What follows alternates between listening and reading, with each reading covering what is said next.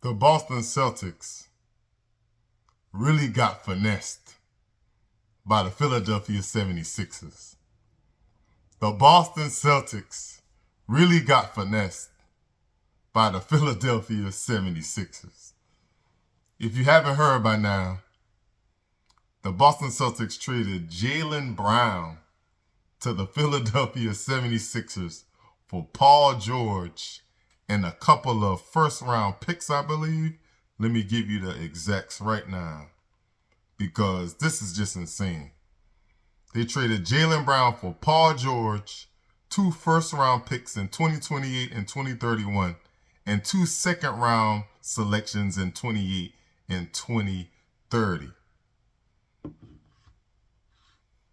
Don't get me wrong. I know Boston basically had to trade Jaylen Brown.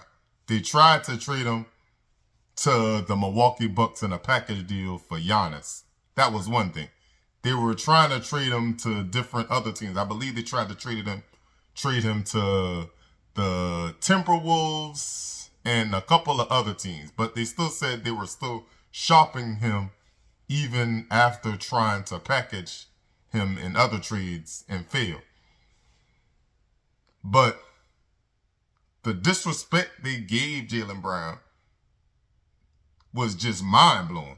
Because Jaylen Brown, you got to think, Jaylen Brown and Jason Tatum basically are the 2 stars. Jaylen Brown basically carried the Boston Celtics to where they were in the top echelon of Eastern Conference teams, like they are every year, even with Jason Tatum. But this past year, Jason Tatum was out for the majority of the season with a torn ACL.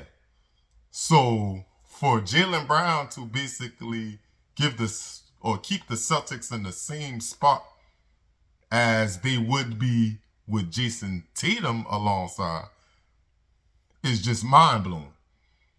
If I'm not mistaken, Jaylen Brown upped his scoring average to like 28, which is just crazy. So, in my opinion, I believe Jaylen Brown was always better than Jason Tatum. Jaylen Brown is a two-way player. He scores just like Jason Tatum. I think he has more ways to score than Jason Tatum. And then he also plays way better defense than Jason Tatum. But the Celtics didn't think so, which is crazy because like Jaylen Brown is definitely a superstar. So for them to just basically trade him for basically nothing, like not saying Paul George isn't nothing. Paul George is still a decent player, but Paul George is injury prone. And that's not a person that you can count on. Don't get me wrong, they got some decent picks. They got 2 first rounders in 2028 and 2030, I believe they said. But those will be decent picks. But if those are Sixer picks, and the Sixers are good because the Sixers now have a championship type of team right now, those are going to be late round picks to where, yeah, you can get decent players, but your chances of getting a star or anything are basically slim to none. You're basically probably going to get a decent role player at best. Don't get me wrong, some people pan out that are late for first rounders, but it's rare. But for the Boston Celtics to basically just give him away for an injury-prone Paul George and 2, at best, role players is just insane. Let's start the video. The crust out of your eyes this morning. It's not fooling you, okay? Jaylen Brown is indeed out of Boston. The Celtics traded Jaylen Brown to the Sixers in a blockbuster deal that includes Boston receiving Paul George and 2 future first-round picks in 2028 and 2031, along with 2 future second-round picks. The Boston Celtics better hope Paul George turns into Indiana Pacer Paul George, because the last couple of years, Paul George hasn't even been anywhere close to that. I know he's older, but they're paying him like he's a superstar. And really, to be honest, like, you can't just label any and everybody as a superstar. Paul George is a star at best. Paul George wasn't even the best person on the Sixers. Tyrese Maxey and Edgecombe were the best two on the Sixers. And Edgecombe was a rookie. Don't get me wrong, Paul George was out some of the season, but that has been basically Paul George the last couple of years. He's injury prone. So for them to trade an injury prone Paul George for a durable Jaylen Brown, because if like, you can say anything about Jaylen Brown, but you can't say that Jaylen Brown isn't available. And that's the best ability any player can have, is availability. And Jaylen Brown is that. Let's continue.